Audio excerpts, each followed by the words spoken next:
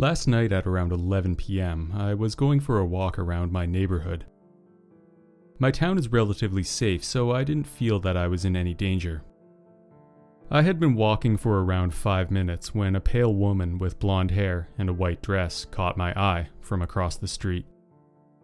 She was about my height and looked to be around my age too. I didn't pay attention to her after I first noticed her. After I circled the block again, she was on the same street a couple feet in front of me. She was standing on the curb, staring at the cars passing by. It was a main road, so it was still fairly busy even at this hour. I said hello to her, and she looked at me. I couldn't see her face very well, but from what I could tell, she had no pupils or color in her eyes. She just stared at me. After a few seconds, I asked if she was okay. She didn't answer, but simply pointed at the road. I was really confused and didn't understand. As a car was about to pass us on the street, she stepped in front of it. The car slammed into her, but somehow, it didn't make a sound. The driver immediately stopped and jumped out. He was a man in his mid-20s. We both spoke about it, freaking out.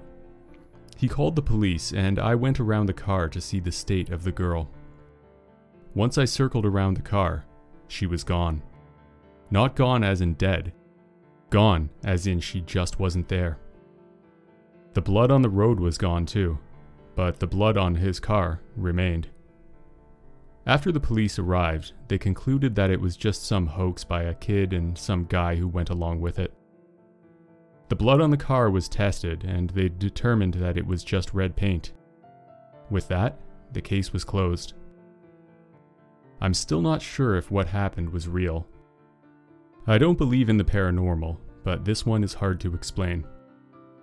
I may never understand what took place on that evening, and some part of me hopes that I never will.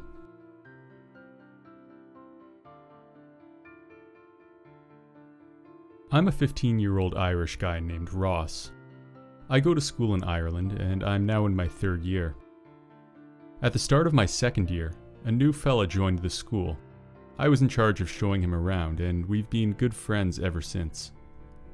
He's Portuguese, and his name is Tiago. He had a very distinct school bag, which was fairly small and bright red. He's a bit shorter than me. His hair is quite short and brown in color.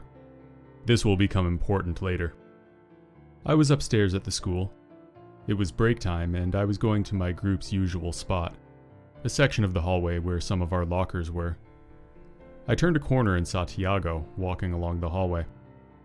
This was weird because at the distance I was from him, I would have seen him come up the stairs. I was a little confused, but I didn't think much of it at the time. I started walking quickly to catch up with him.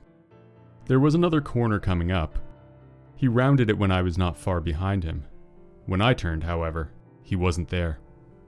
There was a staircase going back down and 2 bathrooms, one for the lads and one for the lassies, but no Tiago.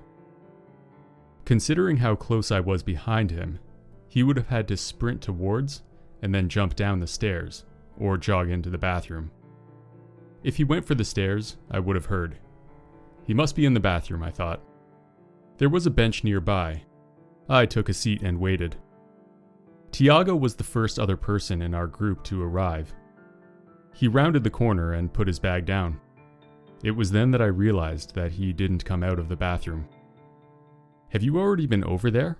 I asked. "No, I just came from the gym." The gym was in the opposite direction, and he had no reason to lie. I know what you must be thinking.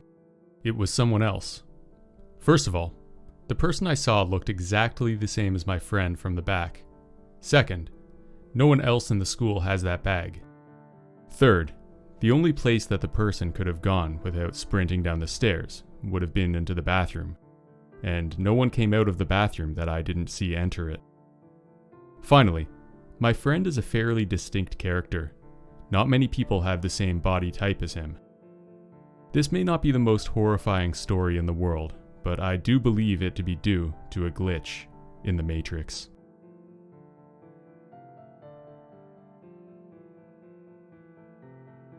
I spent a year backpacking through Australia after I graduated from college.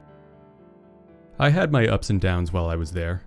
My personality is very introverted, so I struggled somewhat with the social aspect of the nomad lifestyle. Overall, though, I would say that it was a positive experience for me. My friend Ryan from back home was also backpacking in the land down under, and our paths happened to cross. At the time of this incident, we were staying near the beach of a small town called Byron Bay.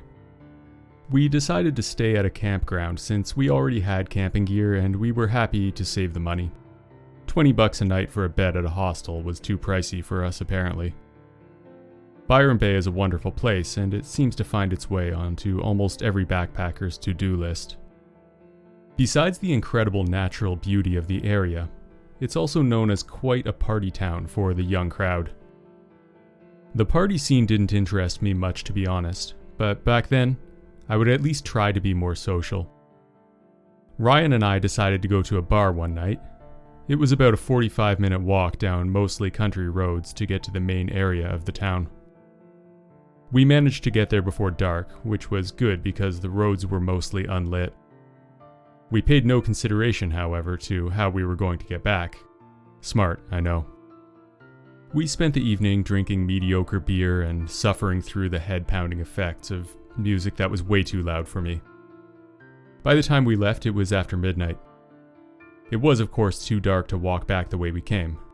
After some discussion, we decided that since our campground is on the beach, all we would need to do is walk along the water until we saw the bright neon sign that hangs above the main entrance. I suppose we could have taken a taxi, but we were both very cheap and stingy with money. Also, the beauty of the beach under the moonlight was far too tempting to pass up. We had walked for around half an hour and we were at a section of the beach that does not see a lot of traffic. That is why I was surprised to see something in the water. It was hard to tell, but it looked like a person standing in the ocean off in the distance. I was sure my mind was playing tricks on me. I'm definitely not a believer in the supernatural, so I was not too concerned about that. Also, the idea of a criminal or murderer standing in the ocean waiting for some unlucky person to pass by seemed far too unlikely to be scary. My mind was definitely playing tricks on me. The combination of alcohol and exhaustion was causing me to see things that weren't there. Looking to set my mind at ease, I asked Ryan, "Do you see that?" "See what?" he replied. Then I pointed out to where I thought I could see a man standing in the water, probably 100 or 200 meters ahead of us, just off the shore. "I don't think so," he muttered. At this point, it was far enough that neither of us were sure if there was anything there.